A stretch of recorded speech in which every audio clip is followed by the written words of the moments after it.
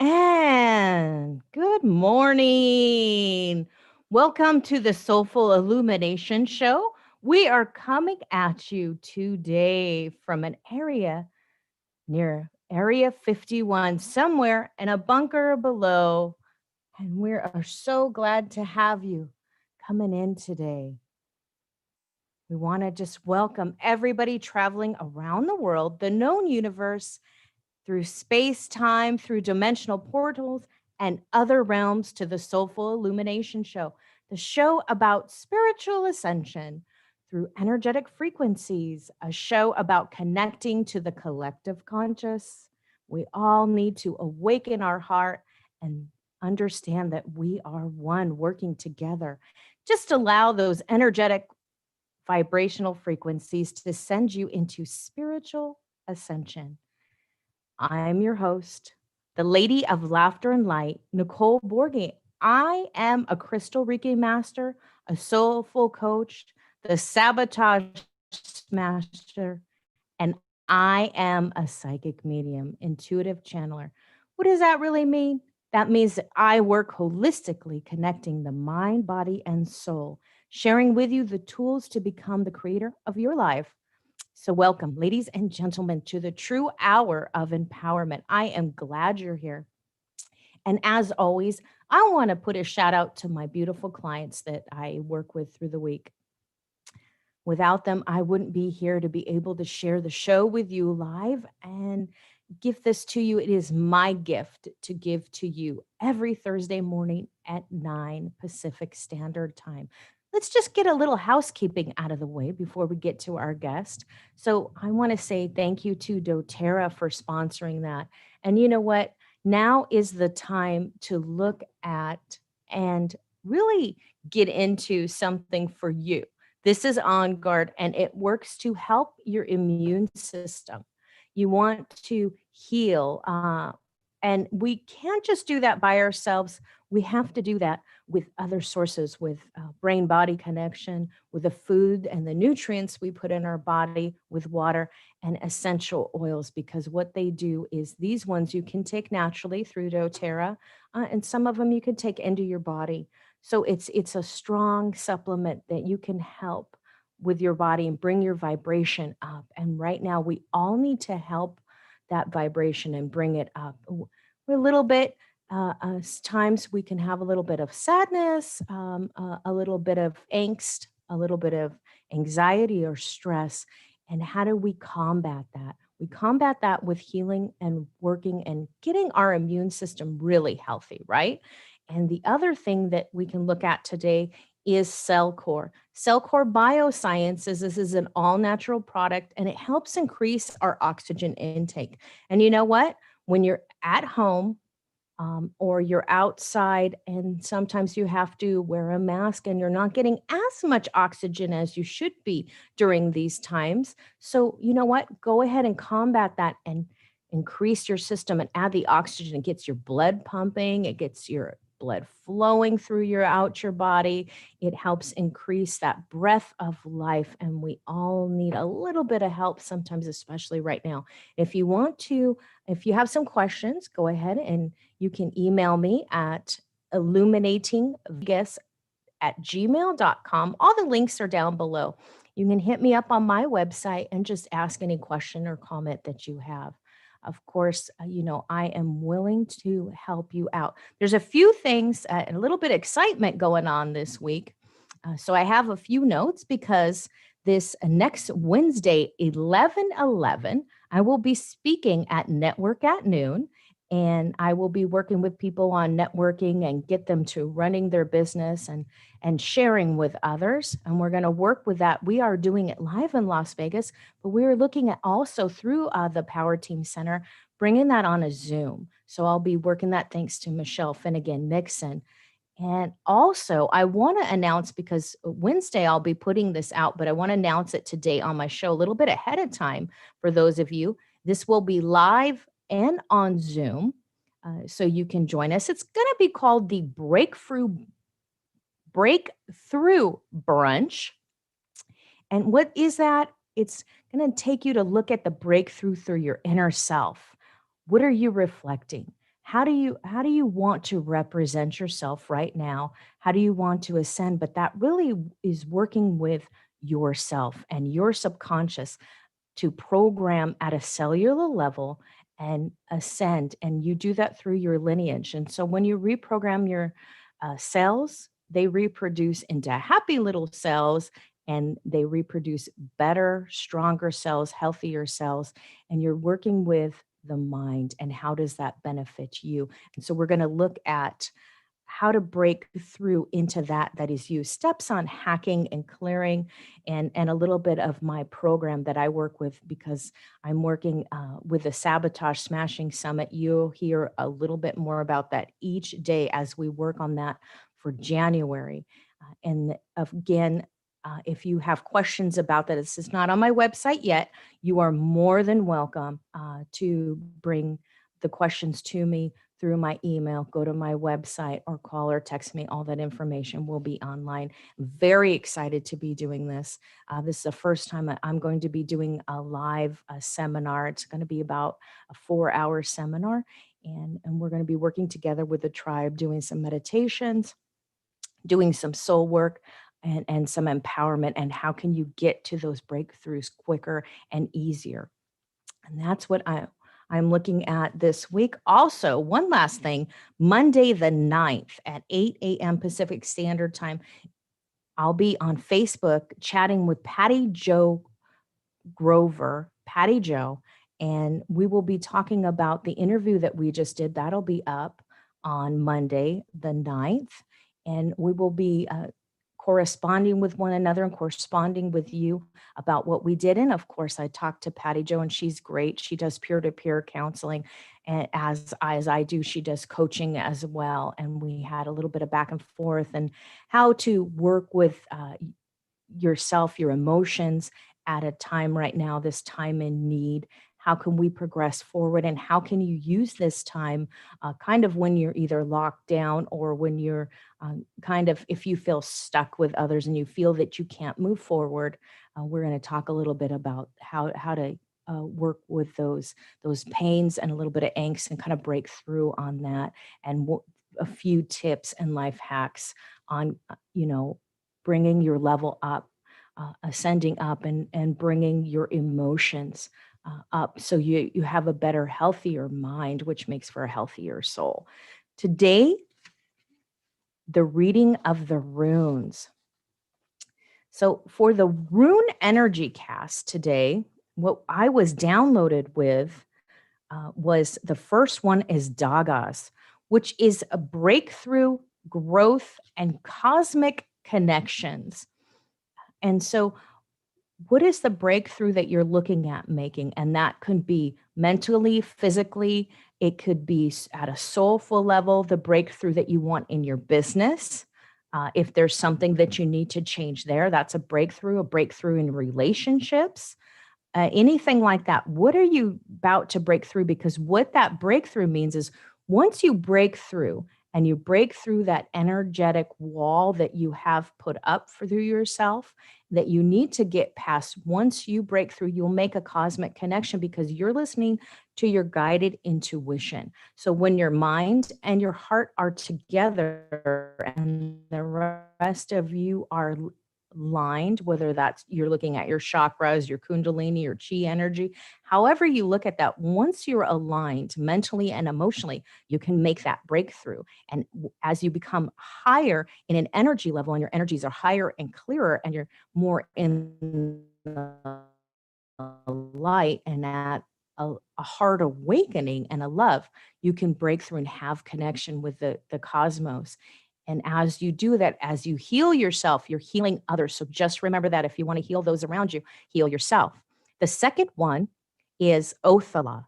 Othala is mountains to climb. What mountains do you have to climb? What are your goals? How do you reach that? And on the adverse, it can be a little bit frustrating, because you have a few hassles and things that have maybe boundaries or barriers have gotten in your way, or your boundaries are down.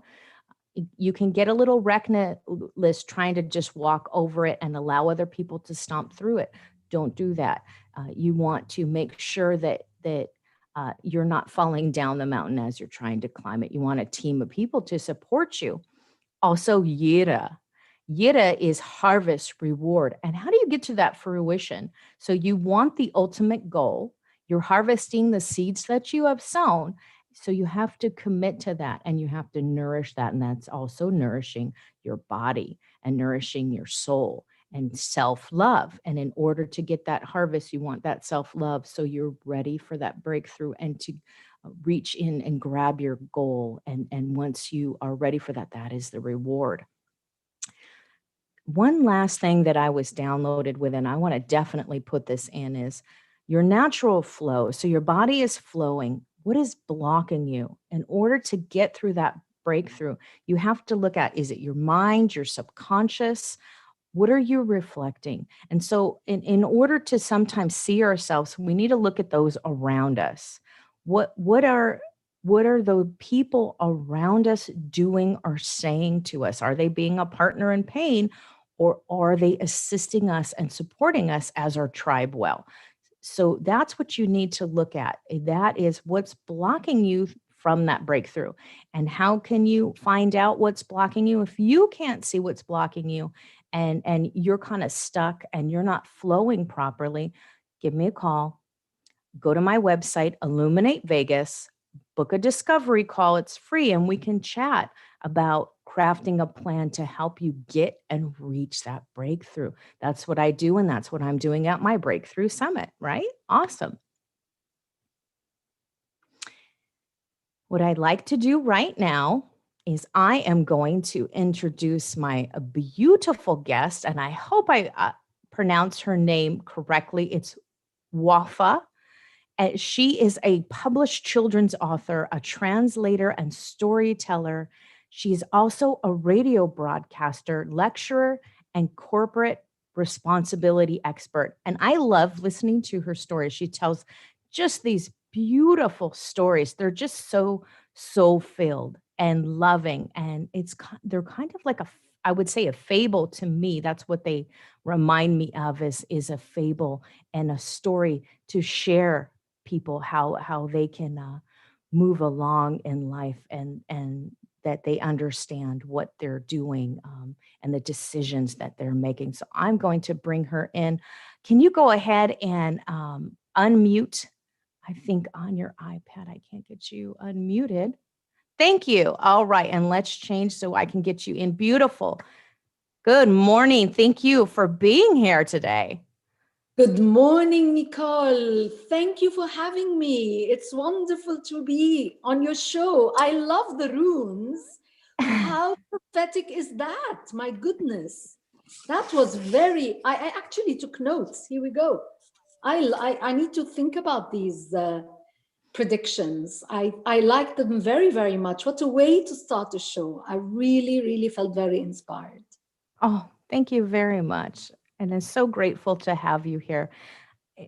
What got you? Let me start with, first, how do you pronounce your name? Wafa. Wafa. Yeah, that's why I have a little apostrophe at the end, because it's just to put basically it means fidelity in the language of my ancestors. It's a nice quality to have. And lots of songs have been written about it. So it's a nice name in my part of the world where I come from. Oh, it's so beautiful to know exactly what your name means, and to be able to share that and reflect that on your journey and how you share with people. My name, Nicole, means truth seeker. So I always have that gut-wrenching need to share the truth with people. And I had to learn to bring it down a notch and just to share it in a loving, heartfelt manner. So maybe they can kind of share that. How did you become the storyteller that you are? How did I become the storyteller that I am? Okay. First of all, I had a grandma who was like 4 foot tall, but she was a force of nature, Nicole. She really was. And when I was a little girl, she didn't live with us. She had her house in the countryside, but she used to come and visit us down in the city where we went to school. And when she came, she had this little handbag, and it was like empty. There was no money in it, but what she had in it was chocolates and sweets and things that when you go to visit in my country of origin, which is Lebanon, people offer you things. And my grandma never actually ate them. She put them in her handbag. So she would come with this little old handbag, and all the chocolates would be melting and the caramel would be oozing. I mean, it was like quite disgusting. But she'd say, bring the handbag. And you'd bring it and you'd be so excited because you could fall onto something really delicious among the disgusting melting things. And then she'd say, okay, now that you choose your sweet, to each one of us, the children, would choose our sweet from her handbag. She would sit us on the bed and she would hold our hand and she would tell us stories. And she was amazing. She was amazing. And this is where I got it. I remember my grandma was so much love. And I just thought, I don't know, it grew on me. Slowly, I became a little bit more like her, I should say. It takes courage to be a storyteller, you know? And just the thoughtfulness and the emotion that you have, there's just something so soulful and a connection that you have in sharing that. And obviously, because you write books, you share with people, you translate books into stories, and you do so much. And it's just such a wonderful thing to be able to share the spoken word with people. The word is my story. I remember at 19 when I was starting university in Australia, because, you know, I'm a child of war. My country was in war and I left at 19, went to study in Australia, and I lived in Australia for 7 years.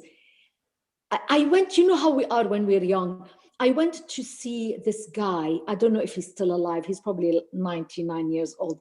His name was, I still remember, Andrew Verity. And he was this guy who is a numerologist. My friend took me. I'd never seen or been.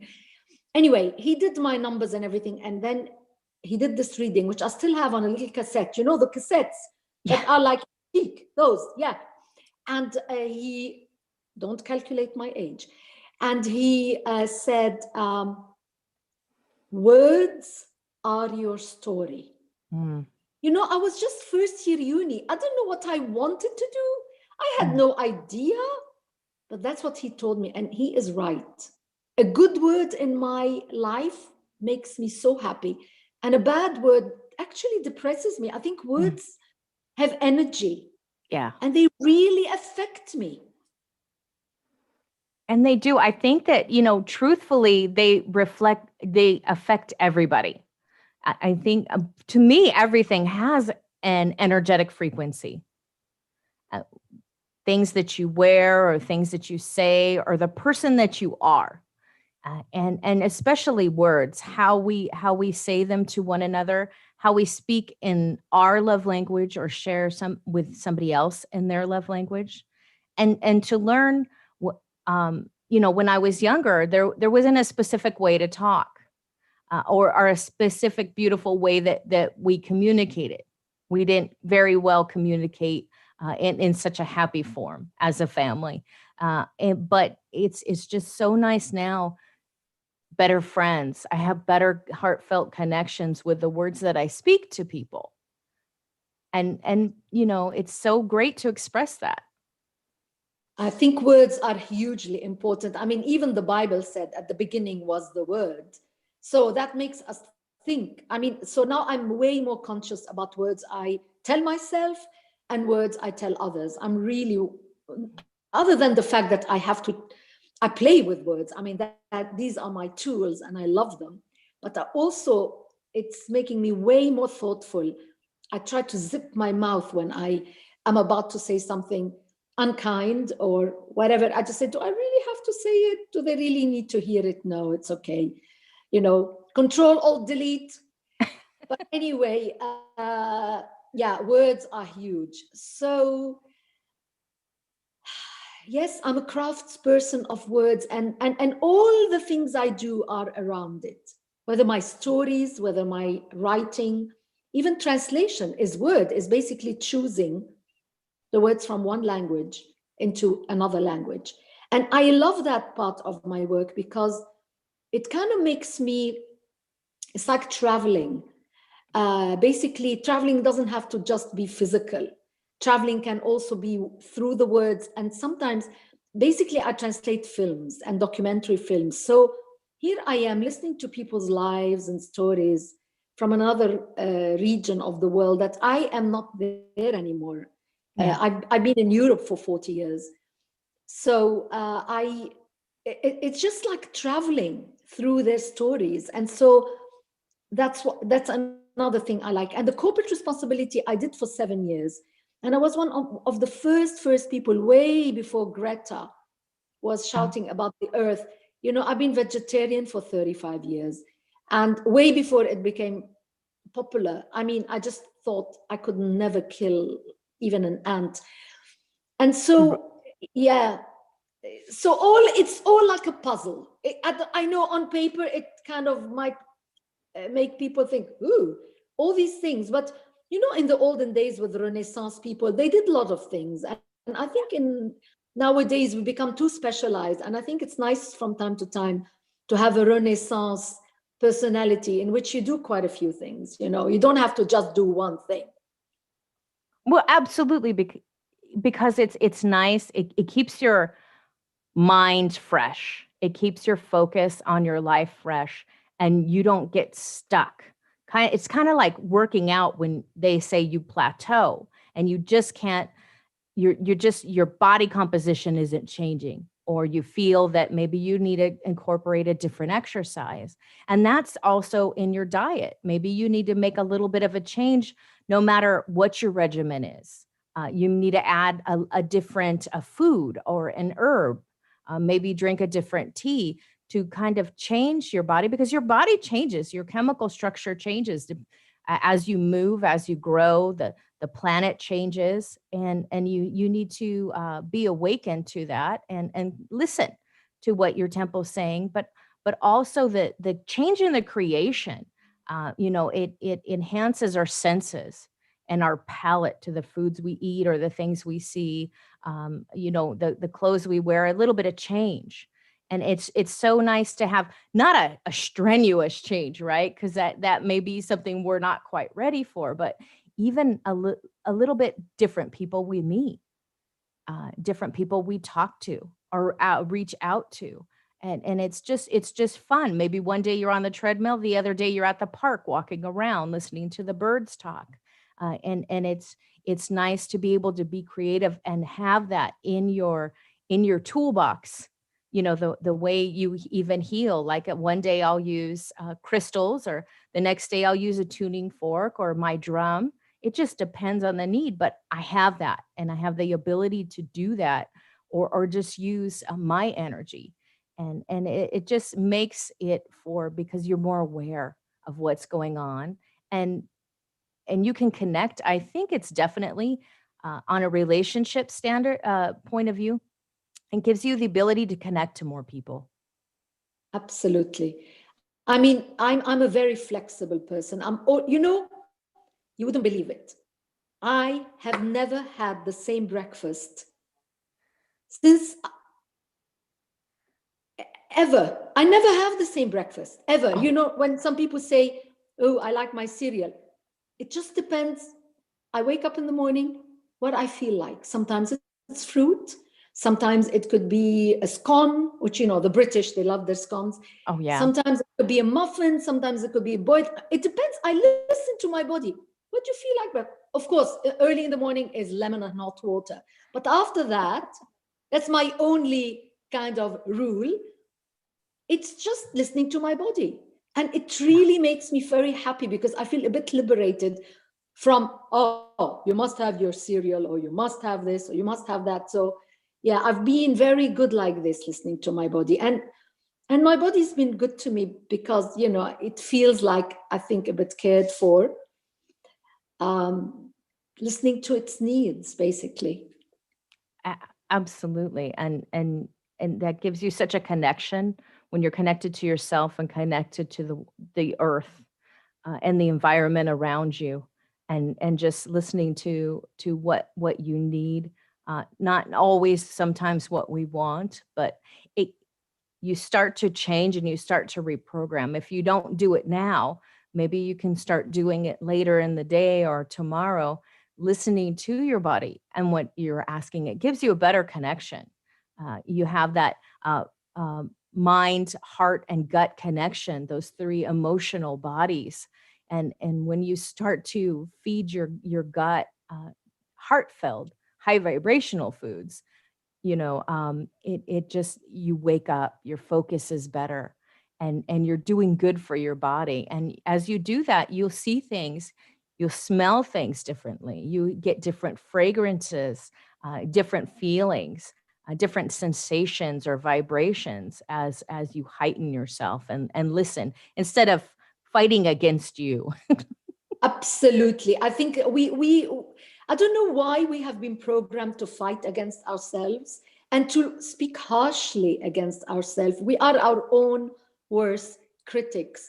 That has been the biggest lesson for me, is to be kinder to myself. My mother was Protestant and she was a headmistress of a huge school. So she was quite a tough lady. God bless her. She's now dead. But what happened is that I was brought up with very high standard of hard work. So, whip myself.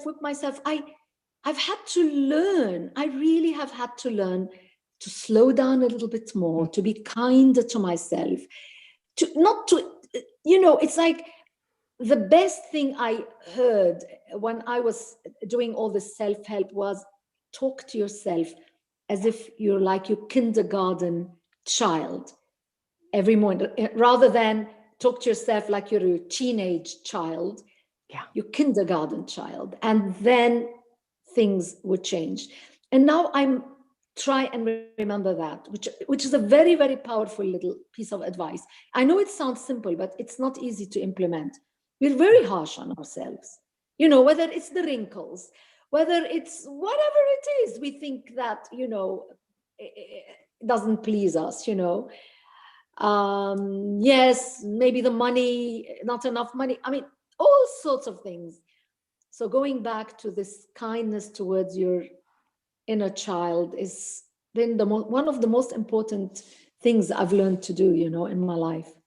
And that's huge, and that's what I work with in my coaching and my soulful coaching, and I do a lot of self-sabotage because I know I've come from that, whether it's mental, the mental emotional background that I have, never really saying anything nice to one another, nonetheless myself, and sharing with people how do you can get past that pain point, because your subconscious really wants to stop you so you don't feel the pain, and it's trying to be the superhero and come in and swoop down and protect you and keep you from everything. And unfortunately, at the end, it's really not helping you move forward and take the initiative and feel into things or to try things, what works, what doesn't work.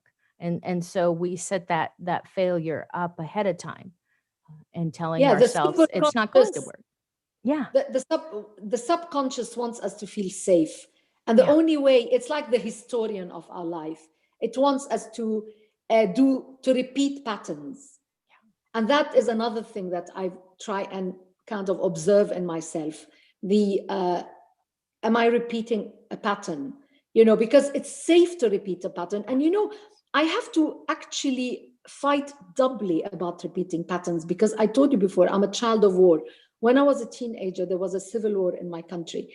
And so safety is very, very important. Yeah. So I seek it. I mean, I'm talking about physical safety. So now, sometimes I don't do something because I'm afraid, afraid to lose a house, or afraid, so I have to work doubly for another person who hasn't experienced the homelessness, is to let go of that fear and take a new step, because this fear is what keeps you safe. Yeah. Or tells you that that's what will keep you safe, but the reality is taking the step is what is the exciting thing to do. Absolutely, because you're looking to, you know, change doesn't always feel safe within us. You're feeling like you have to survive, and where is that safety? How do you have control with that? But you kind of have to leap in it in a sense to see, what if I do this? What if I do take this challenge? What if I do change this habit and transform it so I can make the change alchemically and at a cellular level, so those cells will want to change that new pattern, that new program. It's kind of going from the old Windows 95 program to the Windows 10 or wherever we're at. You want to upgrade, and in order to upgrade, we have to change the patterns we constantly repeat. Yes. And it takes a little bit. It's a challenge, and but you're worth it. It's so worth it. You're worth it. It's worth to yourself. It's worth it to your family or friends to be able to do that. you know Yes. um we do have that, but if it is something that works, do we really need to get rid of it? You don't need to change everything. And sometimes that's what makes you the unique person that you are. I mean, I love Sri and Kira's angel, archangel Zadkiel's. If it doesn't give you joy, why are you doing it? And that is Yes. definitely one of the mottos of my life. If it doesn't give me joy, I really don't do it. I actually say no to certain jobs because I just feel, they're going to depress me. The subject is way too dark. I don't really need that kind of energy in my life. And sometimes you have to say no. Saying no is very empowering. But that again, I had to learn, with trial and error, because I was too nice, too brought up to say yes and please people.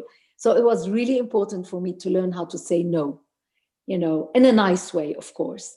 But yeah, that was the third important lesson of my life, actually. It's very powerful when you establish boundaries, and it's very powerful. For me, for years, I felt kind of like a doormat, like the welcome mat. Everybody kind of wiped their feet on me because I would allow people, whatever, but realizing that, hey, I have to take certain control, and I have to say no. I have to not allow people to cross over that boundary.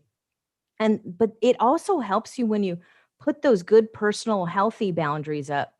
You don't allow all that negativity in there, and you can create your life and live in joy, because now you are definitely safe if they don't go around your boundary, unless you open up to certain people, and give that love. And it can be, it's working kind of back and forth. You really have to feel it out, because there are some things that you want to let in, and just you can just kind of tiptoe through it and see what works and makes it successful for you. But yeah, living in your happy moments and that joy filled energy and things that make you feel good and that will make you feel good. That makes it more successful, and your vibration is always higher, right? Talking about vibration, I love the Aurora Borealis behind you. This is one definitely on my to-do list in life. I have to go and see it really in person. I mean, I really, really, it's one of the things that I just love so much. The lights, the colors. Yeah, I'd love to do it one day. We'll Oh, see. yeah. COVID is over. Yeah, yeah. It will be over. There will be a day, and we'll be able to go and do and travel and be opened up and see so many things. And I almost think, kind of getting out there again, it'll kind of change the senses, even things that we've done before that we're able to do now, that have kind of been taken away. It's going to bring a different love, and a refresher on that sense of feeling like it's the first time doing it again. Yes, I like that very much. I think it's nice to think it like this, because we've been so confined at the moment within kind of much narrower frontiers. I think once we're loose again, we're going to appreciate things more. Like, what I'm going to appreciate more, Nicole? Hugging people. I mean, like, I am really looking forward. You know, my daughter, Nicole, my daughter is pregnant and I can't hug her. I'm Oh. terrified to give her an infection. She's pregnant, and so I don't want to harm the baby. So, you know, I see her and we're Mm. distant, but, you know, it's like, my gosh, I really want this to be over so I can hug the people I love that I don't live with. You know, it's just crazy. Mm. Yeah, you know, taking that set, making that forceful separation. You know, when I was growing up, we weren't really close. We didn't really hug, but learning that sense of feeling and touching, and just that feeling of security, or just that warm, strong hug of love. It's just so meaningful and impactful. Now to have that taken away again, it's like, whoa, whoops. You know, Yeah. we need to find that, but then, you know, kind of for me, maybe meditating or kind of picturing that warmth and feeling into that energy kind of helps me to think, okay, I can uh, feel that sense and submerge myself into how that feeling was, so I can feel that again and bringing that back up. It's kind of my man for me to manifest that again, to be able to do that, and to touch people, and to say hello and to allow them back into my auric field and into my space in a loving manner. That's a very nice, again, advice you're giving. I like it. Yeah. Yeah. It's just that warmth to feel, to think and do. And we're going to definitely do that here, because in Las Vegas, we're kind of open. So, you know, we're able to get a little bit closer and see people. And so I'm very thankful for that right now, to see somebody. I had been able to share a space and see a friend the other day. And so I was very thankful for that, to see them in person. And I hadn't seen them in a long time. And, you know, I see them on Zoom every week in a Toastmasters club, and we do our speaking and our presentations. But and that's why I joined, because it was in person. And now it's like, okay, I got to see them. I'm so thankful that I got to see them in person. They're healthy. And I took that moment, and to be, you know, okay, I have this one moment. I'm going to be very thankful for that and share the love and that energy. And hopefully soon we'll be together again, right? Well, in the UK, today was the first day of another lockdown. Oh, It's no. like the spring lock. Yeah, today is like you can't leave the house unless you have to go for groceries or the doctor Oh, or the pharmacy. It's that strict. wow. So, but I was lucky. 2 weeks ago, my daughter came up and she spent the weekend with me, and it was just so blissful, you know, Oh, to be able to see her and cook for her, and, you know, just see the little tummy growing. It was just very lovely. well, that's wonderful. How exciting. Is it her first child? The first child, my first grandchild. Yeah. Oh, I'm wow. so I'm so excited. I never thought I would be, but I am really excited. And funnily enough, her husband said to me, because when I launched my book, I read a story from it at the launch.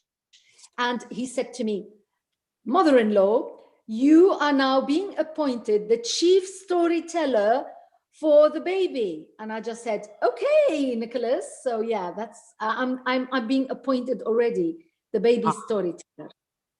that's awesome. How beautiful. And you get Yeah, more stories to share for the baby. Do you create stories? Are you going to create stories for this one special for the baby? sure, absolutely. This baby is definitely going to have his or her story. I'm really excited about the baby. And but at the moment, what I'm passionate about, and a few months before the baby arrives, Nicole, is this divine feminine. Mm. I'm like, specifically, as I said, I come from the Middle East, from Lebanon, and you know, the feminine used to be huge. in the prehistoric days, when you go to the museum, you see these women with these beautiful breasts and the beautiful buttocks, and they were really the primary divinities, were the women. But then, and we had amazing female goddesses. And I'm talking all over the region, even in Arabia. They used to worship female goddesses. And then it's all become, completely different. It's way stricter, way harder to be a woman there.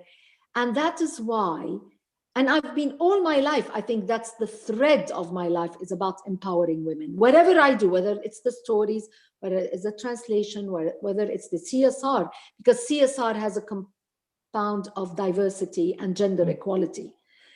So that's why I'm really excited to share with you my new book, which is hot off the press. It's just like a few weeks old, and it's called Amazing Women of the Middle East. That's actually the British cover. The American cover is nicer. It's got women all around it here. But yeah, and you can find it in America. You just say Amazing Women of the Middle East.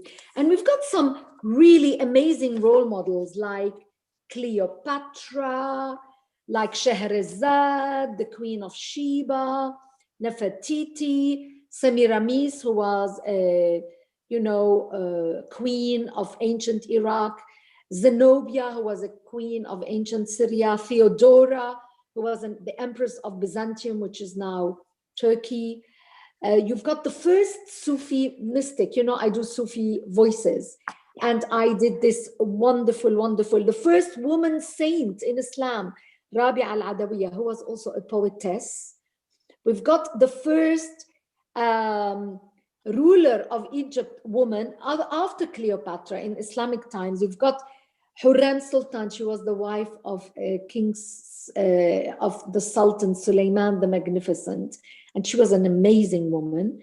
Then you've got a little bit more recent, like 100 years ago, kind of people like writers or freedom fighters or translators or artists or singers. And then you got the more contemporary one. About half of it is ancient women, 12, and 12 of them is contemporary, still living women.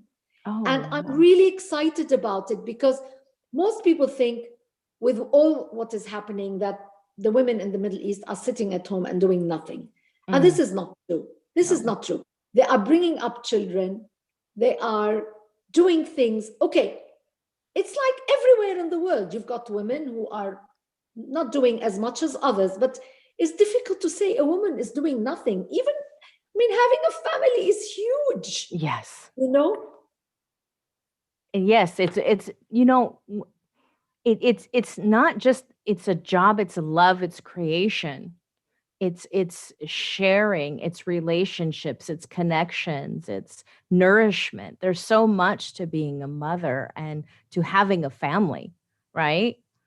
Yeah. Oh my God. I brought up 2 children. I had 2 stepchildren as well. That's 4. And I was traveling all around the world following my husband, who was a foreign correspondent. So every 2-3 years, we had to up sticks, change countries, change schools, change jobs. That's why I did all these little jobs, because all of them become my smorgasbord. But I had to be very flexible.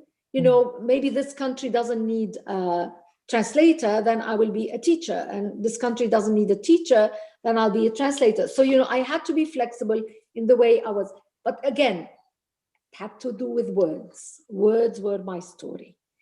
And so I'm really, really excited about this new book. And because it makes people think a little bit more about stereotypes. We tend to stereotype people a lot. Yeah. Stereotype even people from our families.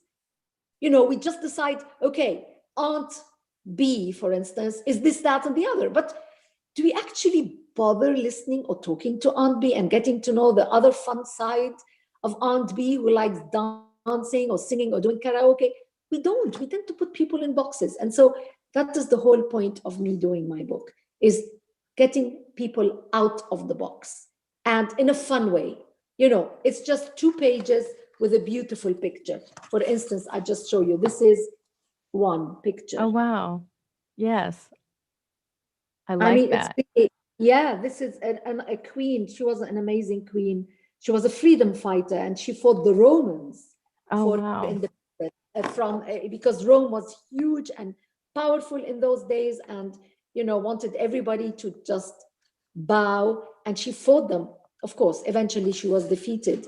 But I mean, there's even somebody that I think that the Americans in Las Vegas would actually know. George Clooney's wife. Yeah, definitely. Definitely. Amal Clooney, well, she's of Lebanese origin, like me, and she's brought up in Britain. And she's an amazing human rights lawyer, and she fights for amazing causes. And she has this foundation with George, which is empowering women. And Oh, that is wow. why I chose her, not because she's George's wife, but because she really, although George is gorgeous, but she really is with him working on really worthwhile. They've got a foundation, the Clooney Foundation, and they do a lot of work for women in the Middle East, like distributing iPads, Mm. providing transport for girls to go to schools, things like this, distributing books for people who can't afford it, school books, so they can go Yeah. and study. I mean, extraordinary. So, yeah, I mean, there's some amazing. There is this woman pilot. Look at her. I love those Yes, pictures. They're so fun. I know. I know. We had 5 illustrators. So I was the only writer, but we had 5 illustrators. So each one is a tiny bit different, but they all got together. And it's a very colorful book. She's a pilot from Oman, and she actually pilots jets. Oh, I mean, she wow. studied in Australia, and she pilot. I mean, and another amazing woman, she lives in America. I don't know if you know about her. She is an astronaut. Mm, mm. Here she is. She's of Iranian origin. She went to the space station, and she actually orbited, space. She was the first Muslim space tourist woman Wow. in the world. Wow. What an achievement. I What know an that achievement. every one of them has achieved. There is even the last one in my, there's an ice skater, a young ice skater who lives in the Middle East where there's no ice. So it's all artificial ice, but she competes. Oh, And what she wow. managed to do was to change the laws to allow her to compete with a headscarf, because the Oh. laws of competition did not allow the athletes to wear a headscarf. And she managed to change it. Hmm. And here she is. Oh, wow. Look at that. That's awesome. Yeah, That she's is cute. awesome. And it's just so wonderful. If you put your mind to it, what you can change or accomplish or do for others, even yourself. And that gives people a drive to take initiative and change things too. It might not change without you. You may be the one that needs to be that part of it and take the lead, or find a group of people that'll help you make that change. And just taking the initiative instead of sitting back and being like, oh wow, I don't get, I can't have this, or this isn't in law or anything. You can make that change yourself, and make that difference. It's there for everybody to do. I um, mean, the whole point of the book is about role models, and it's yeah. about a smorgasbord of role models, because, I don't want people to think, the only way to be famous is to be an actress or to be a model. Yeah. You don't have to be famous. You just have to love what you do. And if you do it with love and with, diligence, you will reach your goal. I mean, another one that definitely is my role model, Nicole. She's a woman who was discovered, listen to this, at age 97. Oh, wow. She died age 102.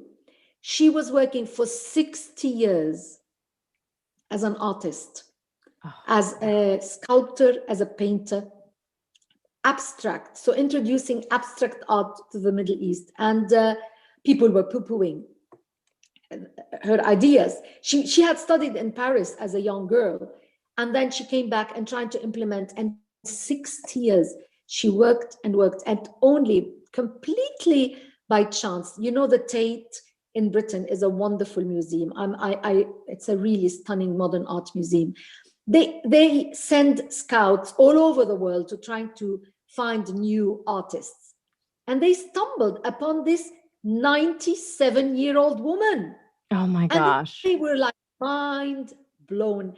And she had her exhibition at the Tate, age 97, and it was a sold out exhibition. I mean, it wasn't to buy, it was just exhibit, but the tickets were sold out. People loved it, and now her stuff is starting to be bought by after her death. She died age 102. They're starting to be bought by major museums, but it took her that long. And that for me is my role model. Is like, if it's going to take me 60 years to be discovered, I don't mind. Somebody else did it before me. And yeah, I mean, they're all fantastic ladies. And I'm really excited that, I've done this work. I mean, I don't know. I'm really very proud of this book. It's amazing that you share that and give people not only the story, but the understanding that it's possible, and to see other people and to see their adventure or their journey. And maybe that's possible for you, but sometimes it's something to feel good about, and to know that what people are doing and achieving and how we can change, or about our past even, and I how mean, that came to be. people need to feel good. I mean, specifically with COVID, they need to know that there is hope. Yeah, yeah, that is the woman who died 102. Oh, She was an wow. abstract sculptor. That's Her beautiful. Yeah, she's an interesting woman, Very awesome. and working by herself for 60 years. People Wow. not exhibiting her work because they thought it was too way out there. But it's And her then, passion, definitely her passion. We're getting ready. We're close to the end. We got about 2 minutes left, but how do people get your book or find you? well, my book is available in America on Amazon or Interlinks. So please just go Interlinks, Amazing Women of the Middle East. You get it. And you can you can write to me on my website, www.wafatanoska.co.uk. And I have a page where you can write to me and I will answer you. I answer all the people who write to me. If you want to start the conversation with me, I'm very happy to converse with you. And it's my website. You will see my other books and all the other things I do. But Nicole, thank you for having me. I'm so grateful, really, for this conversation and to meet you. I hope one day I'll go to Vegas. It's another of my dreams, One day, absolutely. I would love to meet you. And such gratitude I'm able to host people on my show and have them come and just enjoy a conversation and just conscious connection. So thank you so much. It has been my honor to share with you and to learn about you and your story and how you share with others. Thank you so much. Bye, guys. It's so great to be here and be on this journey with everybody. And thank you for watching. Don't forget to like and subscribe, join the tribe, go to YouTube and Facebook. We're on every Thursday. Have a great day. Bye-bye. Bye.